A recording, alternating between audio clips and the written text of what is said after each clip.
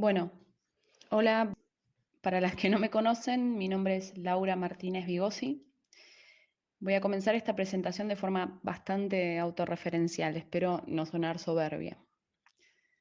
Llegué al máster por una necesidad de encontrar espacios que no solo cuestionen a la institución, el museo, la escuela, sino que propongan otras metodologías en arte educación.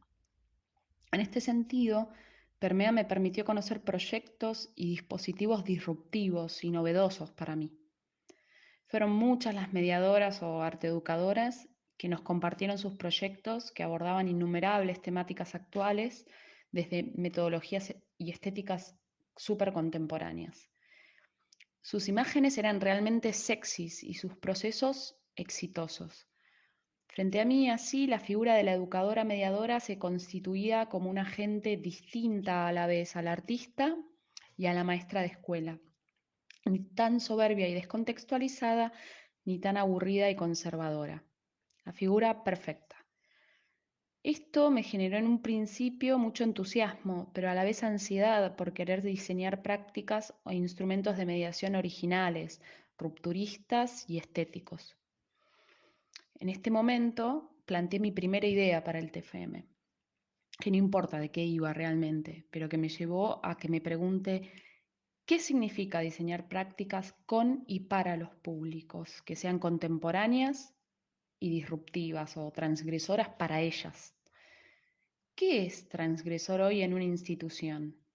¿Por qué y para qué quiero producir algo así? ¿Cómo reconocer si los objetivos de un proyecto trascienden verdaderamente los individuales y pueden ser compartidos con otras en el museo?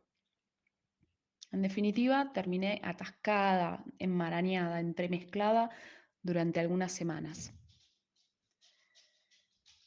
Como argentina recientemente mudada a España, pensar en llevar adelante una investigación situada en un contexto nuevo y apenas conocido para mí me daba miedo. Me hacía sentir poco segura, sentía que era comenzar desde cero. Con todo este caos, entonces, surgió la idea de marrón. Marrón es lo sucio, el fracaso. No es sexy, al menos no de la manera hegemónica. Marrón es el color que resulta de la mezcla cuando se está buscando otro color. Es el intento, la búsqueda de algo. No es tener resuelto nada. Nuestras prácticas son eso. El encuentro con los públicos, las otras, implica la mezcla, el intercambio. Muchas veces la sorpresa y lo no calculado. Una distancia entre la planificación, ese ideal blanco y ordenado, y la praxis. ¿Cómo analizamos el impacto de nuestras prácticas en la comunidad o en el grupo de personas con el que nos vinculamos en el museo? ¿Reflexionamos sobre lo que generamos? ¿De qué manera? ¿Relevamos información de esos encuentros con otras? ¿Cómo?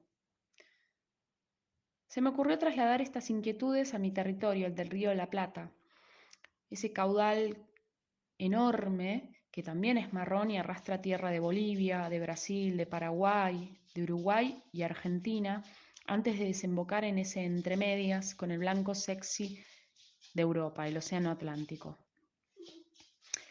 Así es que comencé esta investigación acerca de cómo los equipos educativos de museos de arte de la ciudad de Buenos Aires evalúan sus prácticas, entendiendo la evaluación no como una herramienta para rendir cuentas en términos de cantidad de audiencia, de cantidad de entradas vendidas.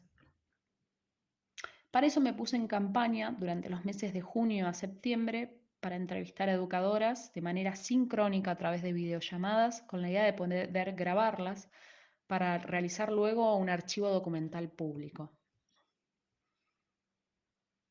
Ahora sí, la realidad. Durante el proceso se me hizo cada vez más fuerte la idea de que toda investigación con o junto a personas conlleva un movimiento de afectos. Para poder dar con las educadoras me contacté con amigas, ex compañeras de carrera, ex compañeras de trabajo, actuales compañeras de máster. Pedí recomendaciones y que me recomendaran.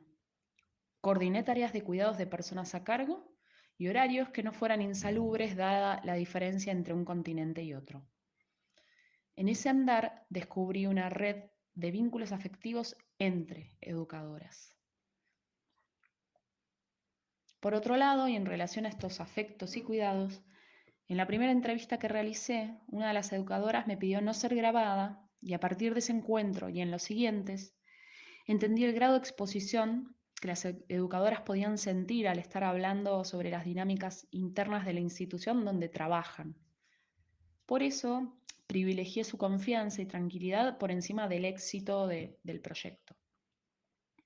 Decidí no grabar las entrevistas, sino tomar apuntes y hacer relatos. Busqué como alternativa para recuperar sus propias voces que respondieran por escrito una entrevista estructurada, pensando que se trataba de un formato que podía darles el tiempo para pensar y redactar sus ideas, distinto a la espontaneidad de un video. Entrevisté un total de 12 educadoras de distintos museos y centros culturales de la ciudad de Buenos Aires, de un total de alrededor de 20 que cuentan con equipo educativo dentro de la ciudad. Sin embargo, la propia investigación me llevó a ampliar los criterios.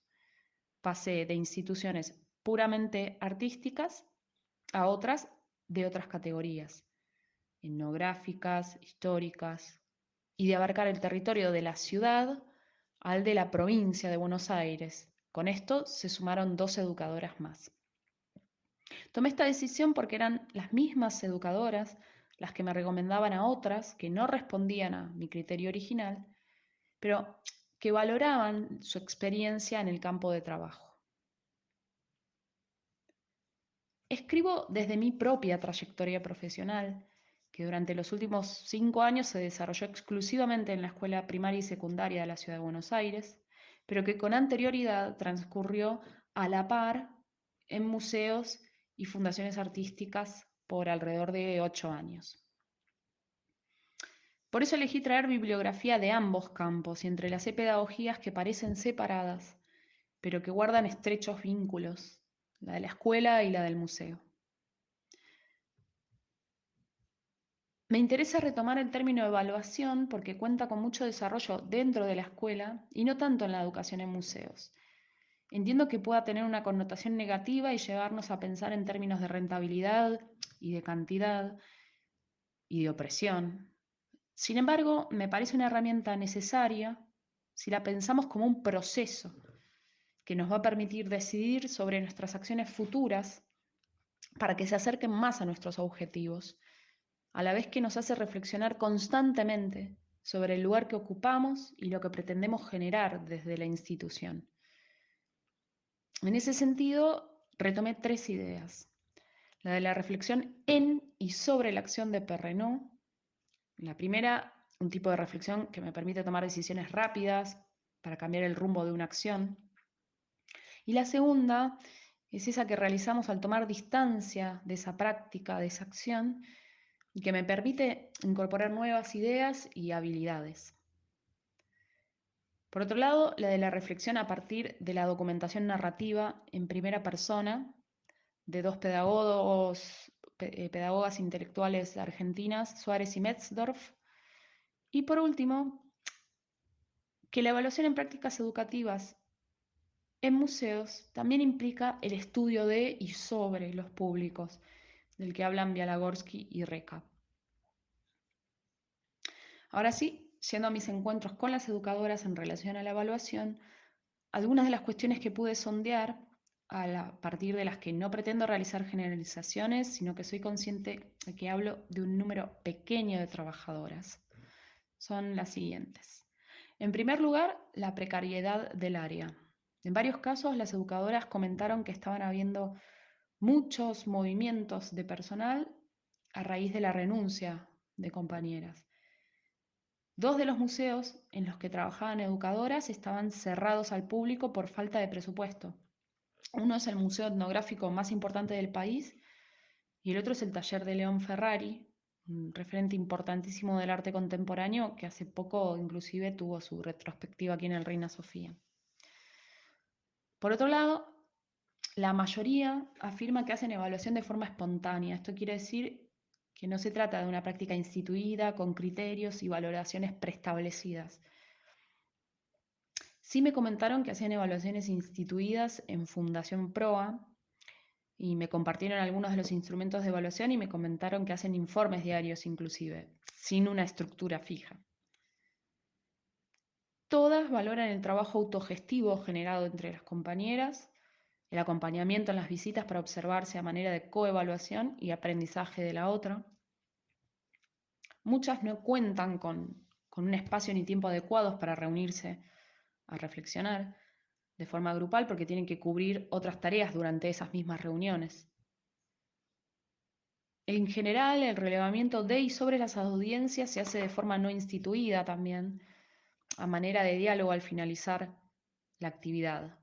Y por último, hay algunos casos donde la evaluación es tomada como una forma de control de parte de las autoridades. Por ejemplo, observan visitas sin avisar y luego, si algo no les gustó, toman como especies de exámenes sobre la vida del artista en cuestión o hacen llegar comentarios de censura. Bueno, ya a manera de cierre, quería compartir que pienso en esta investigación como una primerísima etapa de un proyecto a largo plazo. Este proyecto me permitió de alguna manera golpear la puerta y meterme dentro de muchos equipos educativos, de museos de la ciudad y de la provincia a la vez. Me dio algo así como una visión más panorámica, diferente a la que había tenido hasta este entonces como educadora de uno o dos espacios. Pienso que para que exista una instancia de documentación audiovisual, que es lo que me gustaría haber alcanzado, no ser yo la narradora, primero era necesario este momento para conocernos, generar confianza, poder pensar acuerdos. A la vez se trató de un aprendizaje mío sobre qué preguntas hacer y cómo, y sobre tiempos. Por último, creo que para continuar con un proyecto de esta escala es necesario presupuesto. Muchas gracias.